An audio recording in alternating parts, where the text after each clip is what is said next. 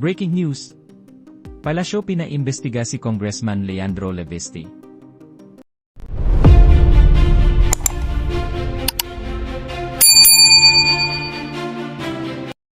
Sa halip na agad manawagan ng investigasyon sa nilalaman ng mga expose ni Batangas 1st District Representative Leandro Levisti, kaugnay ng umano'y bilyon-bilyong pisong budget insertions sa 2025 DPWH budget.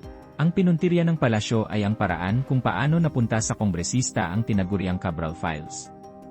Ayon kay Palas Press Officer Claire Castro, mas mahalaga umanong siya sa atin kung saan at kanino nagmula ang mga dokumento na iniugnay sa yumaong dating DPWH Undersecretary Maria Catalina Cabral, lalo't hindi pa umano ito nakikita o nabe-verify ng mismong DPWH. Sa panayam sa DZWB, sinabi ni Castro na base sa mga ulat, ang mga dokumento ay hindi direkta umanong galing kay Yusek Cabral, kundi kinuha mula sa computer ng staff, kinopya sa pamamagitan ng USB o external storage. Isang detalye na anyay dapat imbestigahan. Nilinaw rin ng palasyo na si DPWH Secretary Vince Dizon ay hindi pa nag-authenticate ng anumang dokumentong hawak ni Levisti, taliwas sa panawagan ng kongresista na ipa-verify ang mga ito sa kalihim.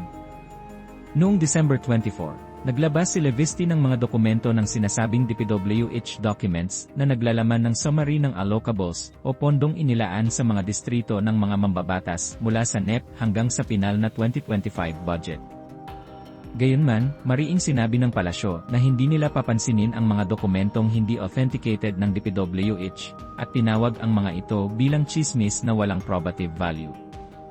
Samantala, patuloy ang panawagan ng ilang sektor na imbestigahan ang mismong laman ng mga ibinunyag na dokumento, lalo na't may kinalaman umano ito sa malawakang paggamit ng pondo ng bayan. Sa gitna ng tanong kung bakit ang pinagmulan ng dokumento ang inuuna, at hindi ang alegasyong isiniwalat nito. Parang di ko alam kung sino ang maaring isipin natin na nagsisinungaling ukol sa Cabral Files. Pero ayon kay Secretary Dizon, parang lumalabas parang kinuha ng walang paintulot yung laman ng computer man yun o kung ano man yun sa tangkapan ni Yusek Cabral. Ito ba'y sa tingin nyo dapat itong maimbisigan anong kwento, totoong kwento at pangyayari po dito sa pagkuha ng Cabral Files pati sa version naman po ni Secretary Dizon? Yes, sa aking palagay, kasi kay Secretary Vince Dizon nagmula ang mga salita na ito. At kung paano nga ba nakuha, yung kasi yung importante dito, no, Orly, no? Paano nga ba nakuha ang anumang files mula sa staff? Kasi maliwanag parang nadinig ko sa balita, mula sa staff. Kinuha sa staff, tapos nilagay sa transfer sa USB. Hindi pa kasi namin nakakausap si Secretary Dizon sa pinakadetalye nito. Pero ang dating sa akin, sa karamihan sa nakapakinig sa kanya sa balita tungkol diyan, parang pinilit kunin. Parang yun ang dating. Parang ganun yung dating. At lumalabas kung sa staff nang galing, mukhang hindi galing kay Yusek Cabral. Kasi sa staff computer ng ang nadinig ko sa balita, galing sa computer o nanghiram ng computer ng staff. At parang ginamit pa yung USB or doon sinalin yung transfer. So, mukhang hindi galing kay Yusek Cabral yung dokumento. So, kung ganun man yung nangyari at na-transfer ito, ano-anong files yung na-transfer, ano-anong files ang ma-authenticate. At ang sabi naman kasi ni Sec Vince, maliwanag naman hindi niya na pa nakikita yung document na sinasabi ni Congressman Levisti. So kung di pa niya nakikita, papaano ma-authenticate iyon? Hindi naman sinasabi ni Sec Vince na totoo yan, hindi totoo yan, pero paano niya mapapatutuhan ito kung siya mismo ay hindi pa niya nakikita yung document na sinasabi ni Congressman Levisti. At meron tayo kasing natinig na sinabi din before ni Congressman Levisti na parang through a phone call ay umayo na magbigay. Yun yung sabi niya, ay mga una niyang sinabi, mga una niyang kwento, na through phone call, sinabi ni Sec Vince na, sige, bigyan mo, because of transparency, bigyan mo ng kopya, bigyan mo ng dokumento, something to that effect. So kung phone lang, through phone lang inutos. So paano malalaman nga naman ni Sec Vince yung papel na kinuha niya o nakuha niya kung di pa ito nakikita kasi through phone call lang. So mahirapan talaga mag-authenticate si Sec Vince. Anyway, naging ano na rin yan, naging moot na rin yan dahil ayon kay Secretary Dizon, wala namang, hindi niya sinabing totoo. Wala siya sinasabing totoo yung files na yun. Na nakakalungkot lang sa ilang mga nagmamasid. Lalo na yung talagang galit na galit pa rin sa insidenteng ito ng nakawan ng parang may naririnig tayo ng ganito na sa kabila ng ating paghahangat ng katotohanan, may mga kasinungalingan tayong naririnig. In a way, yes. At gusto ko na rin na banggitin na ako yung sinabi ni Senator Marcoleta sa isang interview niya sa isang programa. Na sinabi rin niya naman na kung totoo ito, makakatulong naman eh. Pero kung hindi pa nagsasalita, yung ahensya na siya dapat na nag-aayos nito, it will just be considered as speculation at chismis at maaari makagulo pa. Pero kung ito na may totoo, makakatulong naman yun eh. Pero sana patotohanan muna na yung mga dokumentong yan ay totoo. So, galing na rin yan kay Senator Marcoleta. Mas maganda yung tinuro ni Senator Lacson. Ang lahat ng katunguri ng mga dokumento siguro mas makatutulong. Tulad binabanggit nyo, Yusek, makatutulong talaga ito. Kaya yung tulad ng ginawa niya, tinurn over niya sa ICI or sa Ombudsman. Sa halip na maging usap-usapan pa na kung ano-ano, talo lang nagiging kontrobersyal. Yes, opo, totoo yan. Kasi sabi nga ni Sec Vince, lahat na ng mga dokumento, files, everything na mula kay Yusek Cabral, tinurn over na. Kasi para malaman kung ano ba talaga yung mga totoong documents na pagsisimula ng pag-iimbestiga. May narinig kasi kung komento ng isang abogado, hindi ko na lang matandaan yung buong pangalan niya, na sa ganitong pagkakataon, alam natin na maraming emosyon ang nagahari. Huwag natin kalimutan ng pagsunod sa proseso, pagsunod sa batas. Lalo-talo na yung pagtukoy sa mga dokumento na ang tawag doon na Yusek, abogado kaya, fruit of a poisonous tree. Lalo-talo na nakuha sa hindi magandang paraan na legally speaking, walang silbihan. Yes, totoo yan. Kasi kapag ginamit mo ang illegal na pamamaraan pagkuha niyan, mawawalan talaga siya ng probative value. Walang saysay. So, mas maganda talaga na illegal. Lahat naman tayo gusto ng katotohanan dito eh. At kung katotohanan lang din naman ang gusto natin, agad-agad mo nang ipakita. Diba? Huwag na natin parang patumpik-tumpik, magpapadelay-delay ka na ipapakita to. Sabi nga ng tao, sabi nga din nila, lahat ng tao naiinip na para malaman kung sino mga proponents nito. So why not reveal it? Why not release it? Kung talagang mayroong magandang dokumento dapat ipakita. Parang yung iba magpapa-TikTok pa kasi ewan ko ba naman ano yung mga nangyayari ngayon. Parang kinakailangan lahat i-trending muna. Sa anyway, hintayin lang natin kasi siguro ang magiging, sabi nyo nga ay siguro magandang imbestigahan ang pangyayaring yan. Kung ano yung base doon sa sinasabi ni Secretary Dizon at bagay din sa sinasabi ni Congressman De Vista. Lipat lang ako. May dalawang commissioner na ho nag-resign. Anong balita? Ito ba magkakaroon pa ba? Papalto pa ba itong mga nagbitiw na ito? Si dating Secretary Singson and si Commissioner Fajardo? O hayaan na lang na tumakbo ICI? Total, ito ay mag-turn over na rin naman dahil mukhang kakayanin na ng Ombudsman, Yusek. Yes, tama yan. Actually naman, ang talagang papel po ng ICI ay kumbaga pasimulan. Di ba? Para po ma-concentrate yung pag-gather ng documents, masimulan at makita ba talaga kung sino yung dapat managot. Pero hindi pa po tapos. Marami pa po. Kasi sabi nga ng Pangulo, di ba, the period of 10 years, yan ang mga iimbestigahan. So, ngayon po kasi, base na rin sa mandato, natapos na po yung role or papel or yung trabaho po ni Commissioner Fajardo, ICI Commissioner Fajardo. Tama nga po. Sabi nga rin daw po niya, yung tungkol dyan, dahil siyempre usapin pera yan, so sino pa ba pupunta mo dyan? Di siyempre mga matitigas na accountant at isa dyan kilalang SGB na pinanggalingan ni Commissioner Fajardo. Yes. So, sa ngayon, walang napag-uusapan kung magkakaroon ng replacement kasi meron tayong titignan na batas na maaaring ipasa patungkol sa pagkakaroon ng independent commission. So, ang gusto lang naman talaga ng Pangulo is maging maayos yung batas at maipasa ito. Basta tama lang batas. Ang ayaw kasi ng Pangulo, Orly, magkaroon ng sapawan ba ng trabaho. Jurisdiction, no? Jurisdiction ang ombudsman DOJ, saka yung gagawing independent commission. So, kasi pagka nagkaroon ito ng mga pag-overlap ng trabaho, baka maging question ito.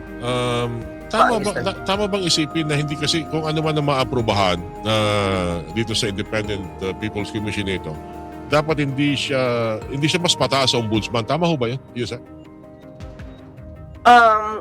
Hindi naman hindi mataas sa ombudsman. Hindi lang dapat nag-o-overlap. Nagdodoble ang trabaho nila. Yes, oo. Kasi kaya nga nagkaroon ng memorandum ang OSG sa DOJ kasi nagkakaroon na sa PAWAN before ng trabaho. So nagkaroon ng memorandum, ano yung sa ombudsman, ano yung sa DOJ. So pag nagkaroon ng panibago na naman na investigating body,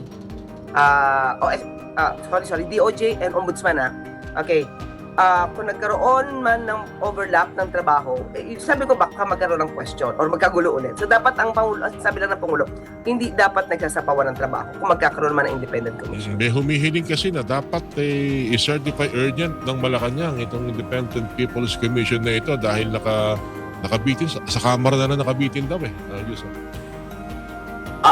Ang tanong natin, ba't nga ba nagtatagal? Di ba kung priority naman din nila to at priority ng Pangulo to, di ba dapat mas maaga yung schedule nila? Tanong ko lang naman, di ba? Parang narinig ko na rin yan Hindi naman kinakailangan i-certify urgent pa. Nag-uusap-usap na nga kayo Sinabi na nga importante At yes. Pangalawa, nakapasa na yan sa committee. So parang sa plenaryo na lang yan. So parang hindi na kinakailangan pukpukin pa ng Pangulo ang trabaho ng isang mambabatas na alam naman nila na dapat ginagawa nila ng mabilis. Yes, Orly. Kasi unang-una, porkit ba hindi isa-certify agad ng Pangulo as urgent ng isang bill, ay kasalanan ng Pangulo ang delay sa trabaho sa Kongreso. Parang, wag naman nating isisi lahat ang nangyayari sa Pangulo. Kasi parang, jurisdiction naman yan ng Kongreso kung mapapabilis nyo o hindi.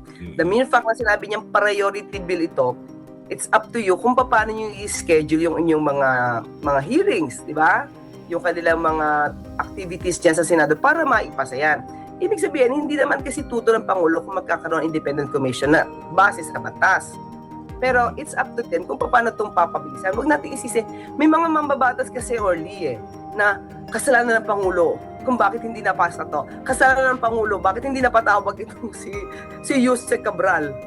Parang lahat na lang nang nangyayari kay Pangulo sinisisi when in fact, hindi na yung jurisdiction ni Pangulo It's up to them Diba? So, kung natin isisi lahat sa Pangulo. Dami ko pa sana gustong i-follow up dyan. Kaya lang baka mawala ako dun sa itong last question ko, Yusek Speaking of dapat sisihin, sinisisi rin po ang Pangulo kung bakit bagong taon na wala pa nahuli. Ang word na ginamit, asan na yung mga big fish, Yusek?